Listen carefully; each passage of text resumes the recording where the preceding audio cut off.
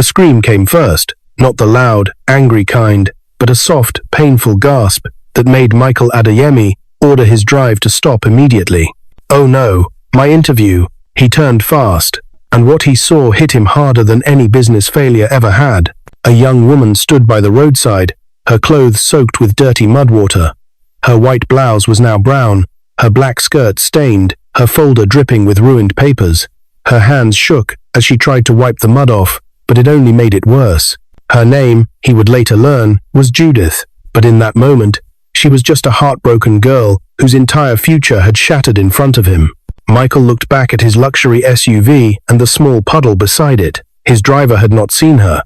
"Madam, I'm so sorry," Michael said, stepping forward quickly. Judith didn't raise her voice. She didn't curse. Her eyes simply filled with tears. Quiet, painful, helpless tears. "I saved money for months," she whispered. "I ironed my clothes all night. I rehearsed my answers. I was on my way to my first real job interview." She looked down at her ruined documents and clothes. "And now, I'm messed up." Michael felt something unusual inside him, something he didn't feel often. Guilt. Real, heavy guilt. Most people got angry at him because of his wealth. But Judith, she was gentle. Even in pain, she tried to hold herself together. "I'll still go," she said with a shaky smile. "Maybe they'll understand." She turned to leave, and Michael felt his chest tighten. Why? He didn't know. All he knew was that watching her walk away with mud-stained clothes felt wrong, deeply wrong. "Wait," he called out. Judith stopped. Slowly she turned. Michael swallowed hard. His voice was unusually soft. "Please, don't go like that. Let me help you." Judith blinked, confused. "Sir, it's fine. I don't want trouble." "No trouble," Michael said. "You deserve better than this. Let me make this right." There was sincerity in his eyes, pure sincerity. And then he said something he never planned to say. "Come work for me instead." Judith's eyes widened. Michael himself almost stepped back. He didn't even know where those words came from. But before either of them could process it, a black SUV pulled up beside them with a loud stop. The tinted window rolled down. A voice Michael knew very well asked sharply, "Michael, who is this woman?" Judith froze. Michael's heart pounded, because the person in that SUV had the power to change everything, his company, his plans. And even this moment with Judith, for a moment, no one spoke. Judith stood still, holding her ruined documents against her chest. Michael stood beside her, struggling to keep his heartbeat calm. And the black SUV's window remained half open, revealing the person Michael least wanted to see at that moment. Mr. Desmond Cole, his board chairman, a man known throughout Lagos for his sharp tongue, strict discipline, and zero patience for mistakes. Desmond's brows tightened as he looked at Judith's mud-stained clothes. "Michael," he said slowly, "you're already late for the board review. Why are you standing outside talking to a stranger?" Judith took a step back, embarrassed. "Sir, I didn't mean to cause any trouble," she whispered. Michael quickly stepped in front of her. "Desmond, she's not causing trouble. My car splashed mud on her. I ruined her interview." Desmond's expression changed only slightly, but it was enough to show he was not pleased. "And what does that have to do with the company?" he asked. Michael inhaled deeply. "It matters because I just offered her a job." Desmond's eyes widened. Judith's mouth dropped open. Even Michael felt the weight of his own words. "Michael." Desmond leaned closer to the window, voice low and sharp. "You offered her a job on the road." Michael stood his ground. "Yes." Judith shook her head quickly. "Sir, please no. I don't want to cause a problem for anyone. I'll just go home, wash my clothes and try again next time. It's okay." Her voice was so gentle, so humble, and somehow that made Michael even more determined. "No," he said firmly. "I ruined your chance. I will fix it." Desmond sighed heavily. "Michael, this is not how we recruit staff." "Then let this be the first time," Michael replied. Judith blinked fast, confused, overwhelmed. "But sir, you don't know me. You don't know if I'm qualified." Michael turned to her, his voice softer. "Let me be honest," he said. "What I saw today, your calmness, your humility, your patience, you didn't shout at me, even when you had every right to. That alone tells me something. He paused. You have the kind of character money can't buy. Judith looked down, tears forming again, but this time they carried emotion, not pain. Desmond opened his car door and stepped out slowly. Michael, he said, looking between the two of them. If she's going to work for this company, she must be interviewed. You know the rules. I agree, Michael said, and I'll personally conduct the interview. Desmond raised a brow. You? Since when do you handle junior interviews? Since right now. Judith's hands trembled. Sir, I don't think I'm ready. Look at me. Michael took off his suit jacket and gently placed it over her shoulders. You're ready, he said softly. She looked up at him, eyes shining with surprise and something else. Something warm she didn't expect to feel toward a stranger, especially a billionaire. Desmond cleared his throat. Well, he said, this should be interesting. But as Judith followed Michael into the SUV, something happened that made her heart stop. Inside the car, sitting quietly, was a woman Judith recognized immediately, someone connected to her past in a way she never expected. Her eyes widened, and the woman's eyes widened too. They both whispered the same thing at the same time. You? Judith's breath caught in her throat. Sitting in the back seat of the SUV was Mrs. Amara James, the strict HR administrator from her former workplace. The same woman who once fired Judith for coming late after taking her sick mother to the hospital. The same woman who said the words Judith never forgot. Life doesn't reward good hearts, it rewards strong people.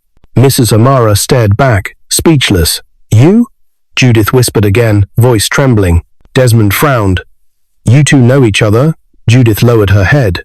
Mrs. Amara cleared her throat and looked away as if seeing Judith brought a memory she didn't want to revisit.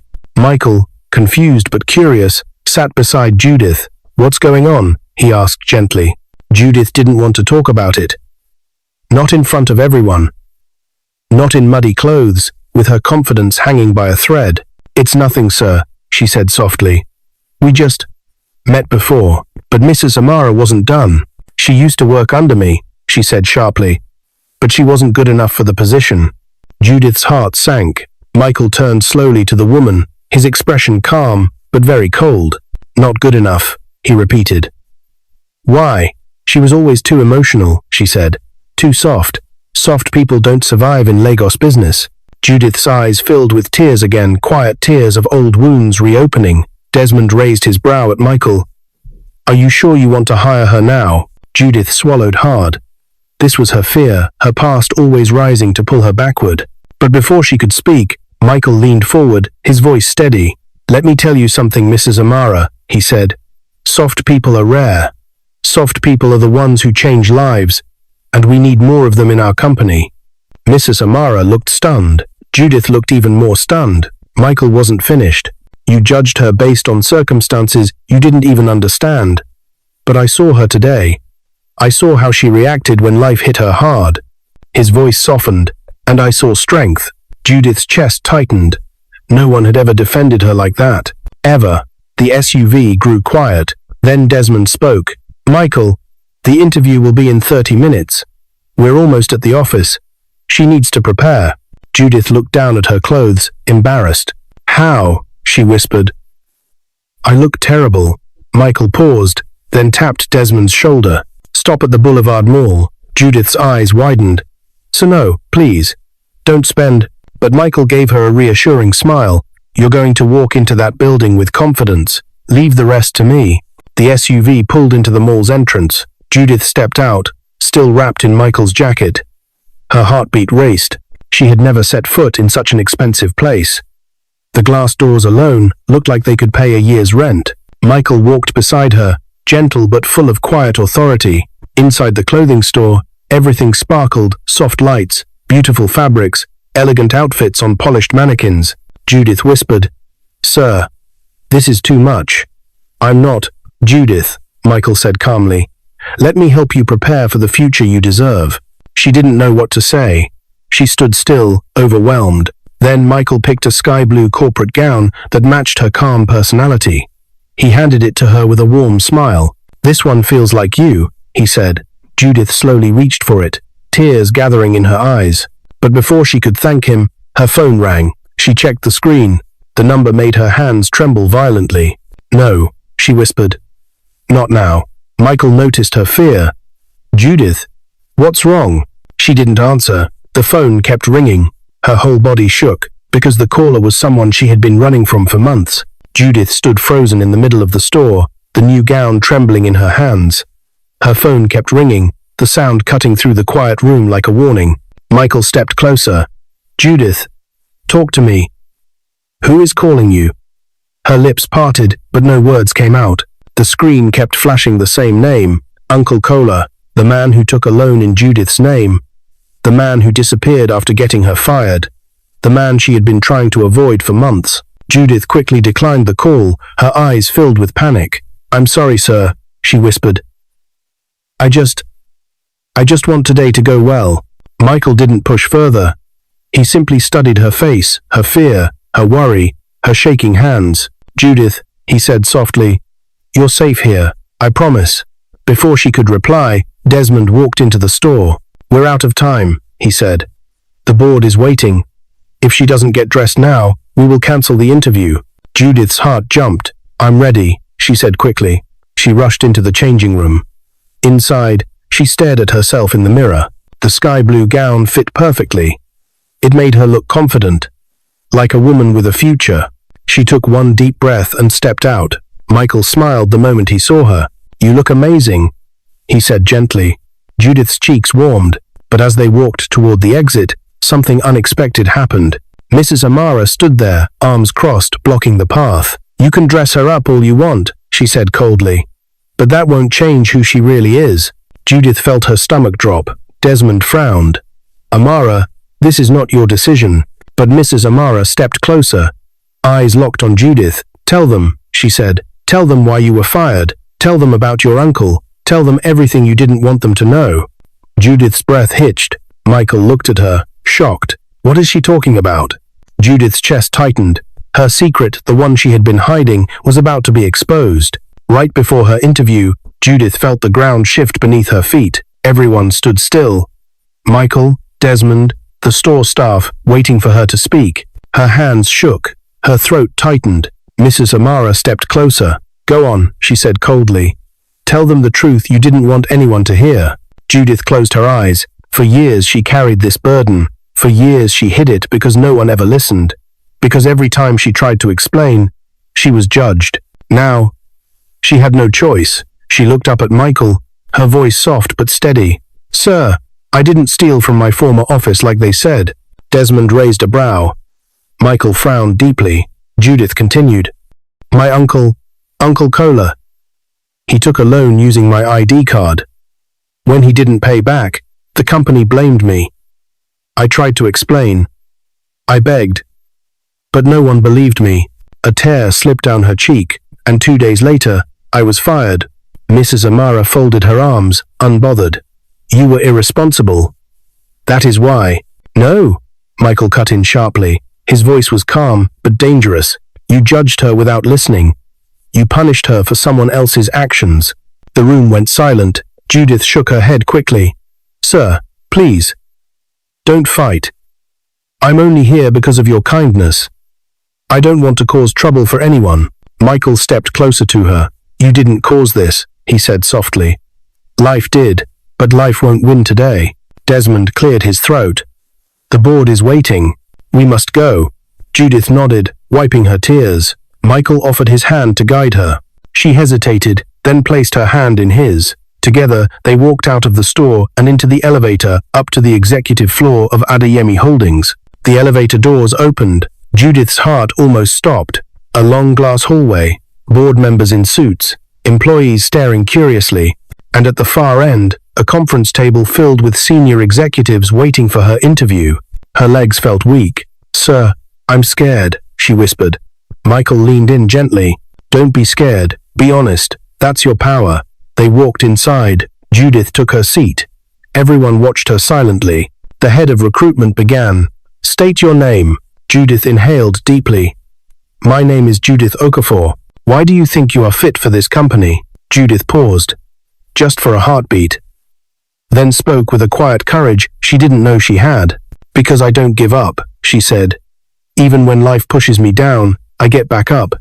And I want to work in a place where character matters as much as skills. The room grew still. Even the board members exchanged glances. Judith continued, voice trembling but brave.